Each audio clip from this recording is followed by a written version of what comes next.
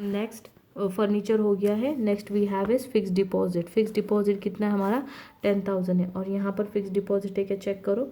No we don't have any fix deposit here. Do we have fix deposit? No we don't have any of the fix deposit. Fixed deposit will go into investment, that is 10,000. Check it, 10,000.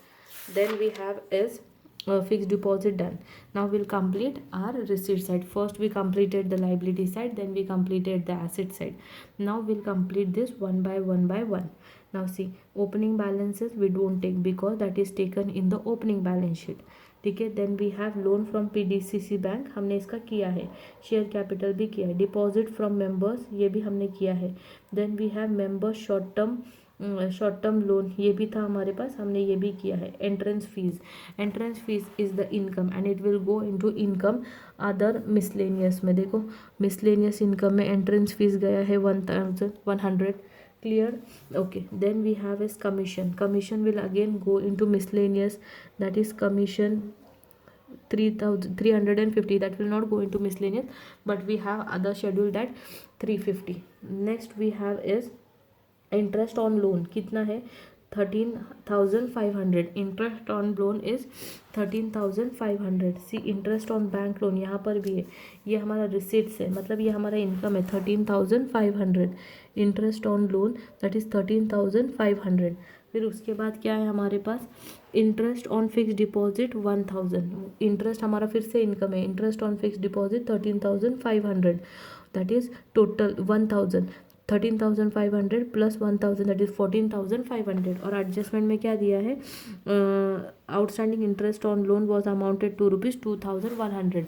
अब interest on loan outstanding है, मतलब हमें और मिलने वाला है, that is 2,100. 14,500 plus 2,100 will give you 16,600. Clear? इसका second effect, interest on members loan आपको मिल रहा है और interest, that is your asset and it will come under other items, that is 2,100. Clear to it?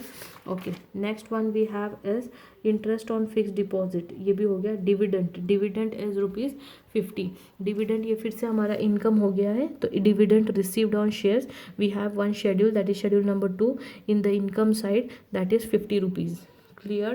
Next income side completed. Now payment side में हम लोग कैसे करेंगे, first one we have current account, bank current account, that is 12,600. Bank current account is 12,600.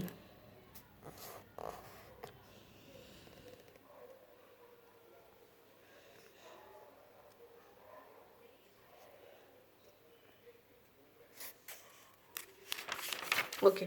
Now see, यहाँ पे हमारा opening balance कितना था बैंक करंट अकाउंट का, where was the current, okay, इसका था 1,600. और यहाँ पे कितना है हमारे पास करंट अकाउंट का 15,500. दैट मीन्स ये हमारा टैली अप हो गया है, दैट इज 15,500, 15,500 को ये 12,600 प्लस दिस करंट अकाउंट का 1,600 has been tallied up. Clear? Okay. Next we have is bank loan, we completed with share capital भी कंप्लीट हुआ, फर्नीचर भी कंप्लीट हुआ है. Typewriter is again a asset, that is 4,000 और उस पर भी डेप्रिसिएशन है. टाइपराइटर 4,000, उस पर भी 10% depreciation, that is 400. Outer column is 3,600 and this 400 depreciation effect will go into 14 schedule number depreciation on fixed asset. Typewriter at the rate 10%, that is 4,000. Then we have is members deposit, ये भी हो गया है. Then we have is salaries, that is 2,000 हो गया. Printing and stationery again is 500. Printing and stationery will come into printing and stationery column, that is 500. Then we have is allowance, salary, traveling expenses 1,100. Traveling expenses will go under traveling expenses to staff 1,100. Then we have allowances, that is 1,500.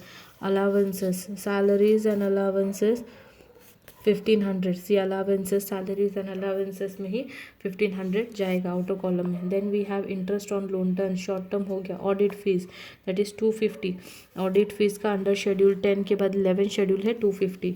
Then we have cash in hand. Cash in hand is a asset, that is 7850 will go it here, that is 7850 as a cash balance of the company. Clear to it? Okay, now as we have total it up all the things, as we have done with all the things, now we have to tally the problem. Clear to it? now हमें problem को tally करना है. Clear? अब tally कैसे करेंगे? सब में पहले हमारी इनकम की टोटल लेंगे हम लोग. चलो will take the total of income.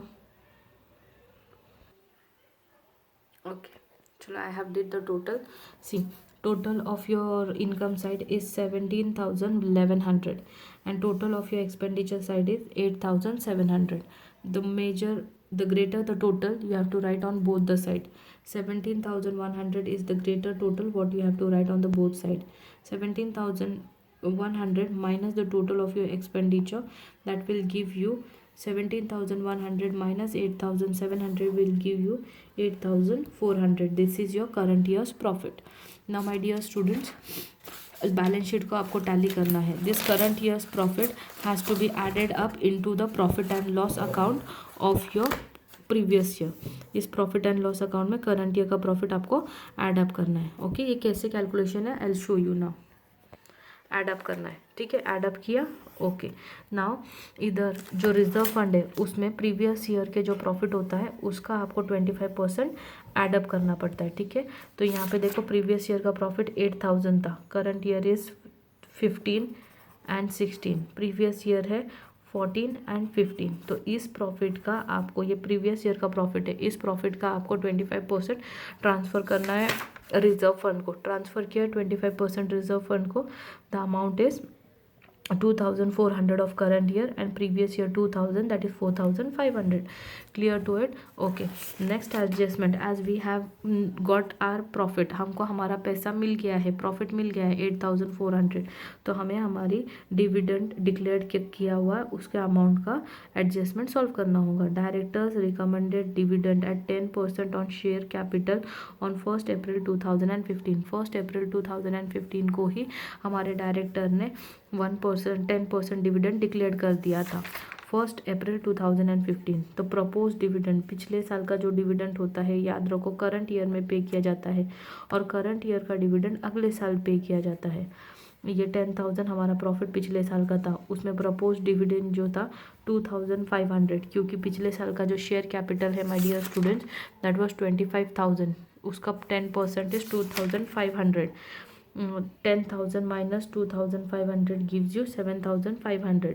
और करंट ईयर के प्रॉफिट का जो अमाउंट होती है वो प्रॉफिट को ट्रांसफ़र करना होता है, जो हमने रिजर्व्स एंड सरप्लस में ट्रांसफ़र किया है ना, जो हमने इधर ट्रांसफ़र किया है प्रॉफिट को पिछले साल का, जो इधर से हमने इधर से कट किया और इधर ट्रांसफ़र किया, राइट. तो इधर से हमें कट करना होगा क्योंकि हमने पिछले साल का प्रॉफिट 25% जनरल रिजर्व को दिया है, तो जनरल रिजर्व में ऐड होगा और प्रॉफिट में से लेस होगा, लेस 5,500. और करंट ईयर का प्रॉफिट उसमें ऐड अप करेंगे, दैट इज़ 8,400.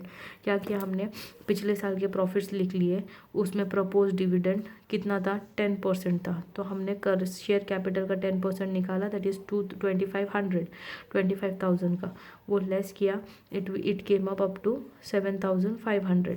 उसमें हमारे प्रपोज डिविडेंड जो हमने ऊपर शेयर जनरल रिजर्व को ट्रांसफ़र किया था, रिजर्व फंड को ट्रांसफ़र किया था, as the loss is that current year का, प्रीवियस ईयर का 25% प्रॉफिट हमें शेयर रिजर्व फंड को डालना है, तो हमने डाल दिया 2,000. तो यहाँ से प्रॉफिट में से पिछले साल के 2,000 निकलना चाहिए, करंट ईयर का प्रॉफिट से अगले साल निकालेंगे हम लोग, तो अमाउंट आएगा 5,500 और करंट ईयर का प्रॉफिट हम इसमें ऐड अप करते, दैट इज़ 8,400. अभी हमको एसेट्स और लाइबिलिटीज़ हमारी टैली करनी है. 26,800, take the total of 4,500, 1,000, 32,500, 1,300, 17,600, 2,500, 13,900. The total is up to, total क्या है देखो, टोटल इज 1,80,000. 8,100, 1,100, ठीक है। यहाँ की टोटल ले लो, 7,850, 1,150, वो 10,000, 71,000, 5,400, 3,600 and 2,100. The total is 1,01,000. See, this is how the balance sheet has to be tallied of your with cooperative final account. The problem is not that tough. You just have to remember your basic concepts. इसमें basic concepts क्या है, तो अपना schedules है balance sheet का and profit and loss account का, जो हमें पता होना चाहिए. Next we need to know कि हमारे प्रीवियस ईयर का जो रिजर्व्स होता है, उस प्रॉफिट होता है, उसका 25% हमें हमारे जनरल रिजर्व फंड को ट्रांसफ़र करना होता है. जब हम लोग प्रीवियस ईयर का प्रॉफिट में से अमाउंट ट्रांसफ़र करते हैं जनरल रिजर्व को या रिजर्व फंड को, तो नीचे से हमारा जो प्रॉफिट हमने ऐड अप किया था हमारे करंट ईयर के प्रॉफिट को प्रॉफिट एंड लॉस के कॉलम से शेड्यूल में, वहाँ से उसको लेस करना है. जितनी अमाउंट हम ऊपर ऐड करते हैं उतनी अमाउंट हमको नीचे लेस करना है. एंड सिमिलरली जैसे हम लोग हमारे पहले के फाइनल अकाउंट्स को टैली करते हैं, take the total of both the side, right the greater amount on both the side, और जो छोटी अमाउंट है उसमें से उसको लेस कर लो. द डिफरेंस इज इधर प्रॉफिट और लॉस. इस सिचुएशन में हमारा प्रॉफिट है. अगर प्रॉफिट है तो हम इसके पहले वाले प्रॉब्लम में क्या करते थे, उसको शेयर कैपिटल में ऐड अप करते थे. But here as we have different schedule, we add it up in the schedule called as profit and loss. Cleared? Okay, thank you all. Please go through the video, watch the video properly. If you have any doubt and queries, please pin me up. I will be helping you there and there itself on the email ID provided to you by the college. Thank you all.